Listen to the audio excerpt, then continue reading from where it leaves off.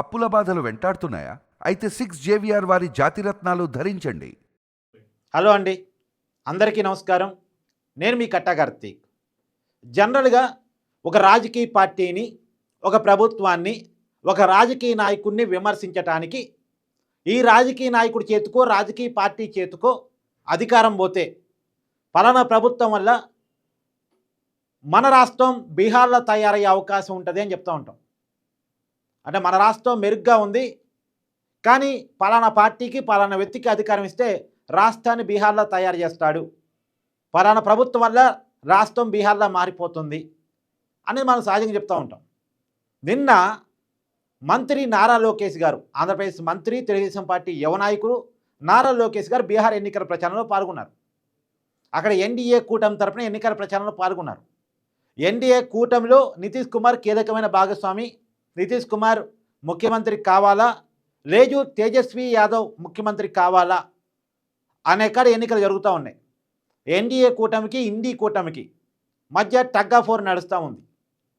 NDA కూటమి తరపున, NDA కూటమిలో కీలక భాగస్వామి అనేటువంటి తెలుగుదేశం పార్టీ తరపున ఎన్నికల ప్రచారంలో పాల్గొన్నారు నారా లోకేష్. మామూలుగా అయితే చంద్రబాబు నాయుడు గారు పాల్గొవాలి, కారణాలు ఏమైందో తెలియదు కానీ చంద్రబాబు నాయుడు గారు వెళ్ళలేదు. పార్టీ తరపున నారా లోకేష్ గారు వెళ్ళారు.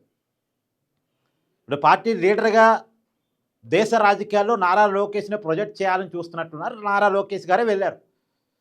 నారా లోకేష్ గారు వెళ్ళి అక్కడ ఇచ్చినటువంటి ఉపన్యాసం ఏంటంటే, 2019లో ఆంధ్రప్రదేశ్లో జరిగిన తప్పు బీహార్లో జరగకుండా చూసుకోండి, ఒక్క ఛాన్స్ ప్లీజ్ అని వస్తారు, ఆ ఒక్క ఛాన్స్ ఇస్తే రాష్ట్రాన్ని సర్వనాశనం చేస్తారు.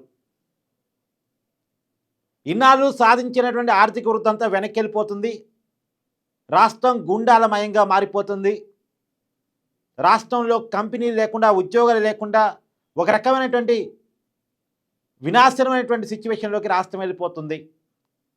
ఆంధ్రప్రదేశ్లో ఆ సిచ్యువేషన్ని మేము చూసాం, కాబట్టి మీరు అలాంటి పరిస్థితులు తెచ్చుకోకండి అనేది వాళ్ళకి ఇచ్చారు. అంటే ఆంధ్రప్రదేశ్ను పోలిస్తూ బీహార్ ప్రజలకి సందేశాన్ని ఇచ్చారు. గతంలో బీహార్ను పోలిస్తూ ఇక్కడ ఉపన్యాసాలు ఉండే, కానీ ఇప్పుడు నారా లోకేష్ గారు ఆంధ్రప్రదేశ్ను పోలుస్తూ బీహార్లో ఉపన్యాసం ఇచ్చారు.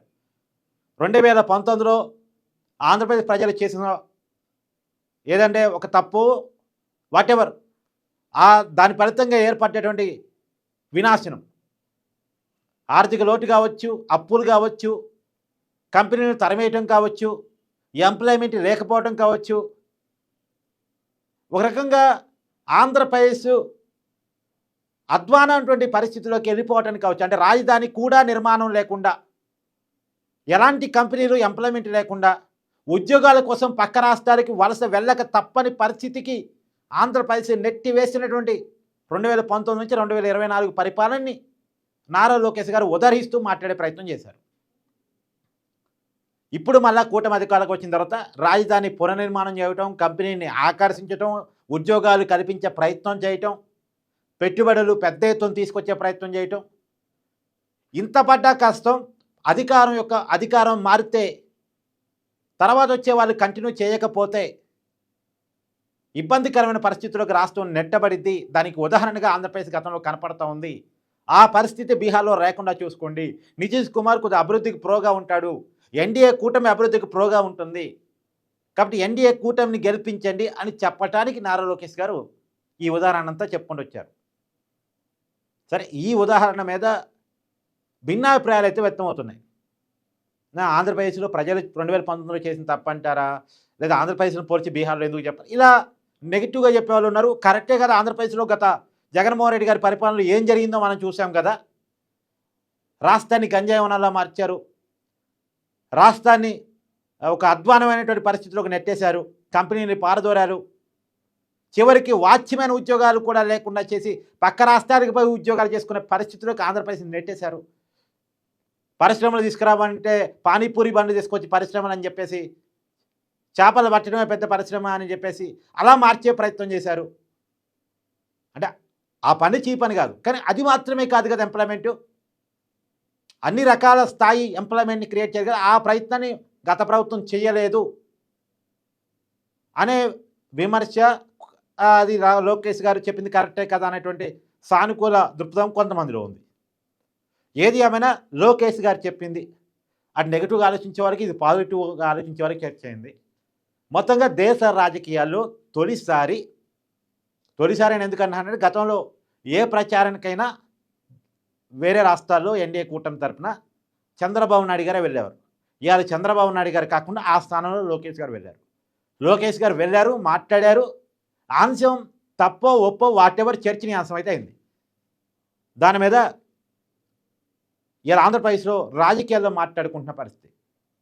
అంటే వేరే రాష్ట్ర రాజకీయాల మీద కూడా లోకేష్ గారు చూపిస్తున్న ఇన్ఫ్యాక్ట్ అందులోనూ లోకేష్ గారు చెప్తున్న మాటలు, చేస్తున్న పనులు, చెప్తున్న మాటల మీద ఎంత విపరీతమైన ఫోకస్ రాజకీయ వర్గాలు ఉంది అనేది మనం ఆలోచించుకోవాలి. అంటే నారా లోకేష్ గారిని పొగట్టడానికి కొంతమంది ట్రై చేయొచ్చు, విమర్శించడానికి కొంతమంది ట్రై చేయొచ్చు. కానీ నారా లోకేష్ గారిని అదే పనిగా ఫాలో అవుతున్నారు రాజకీయ మేధావులు కావచ్చు, పాత్రికేయులు కావచ్చు.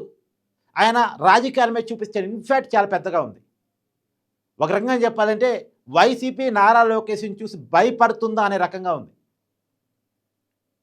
అనుక్షణం గమనిస్తుంది నారా లోకేష్ గారు నెగిటివ్గా ఏదైనా ఒక పదంలో దొరకకపోవడా మాకని. ఎందుకంటే జగన్మోహన్ రెడ్డి గారు మీమ్స్లో బాగా వైరల్ అవుతున్నారు. ప్రెస్ మీట్కి రావటం, ఏదో ఒకటి తప్పుగా మాట్లాడటం, దానివల్ల వైరల్ కావటం.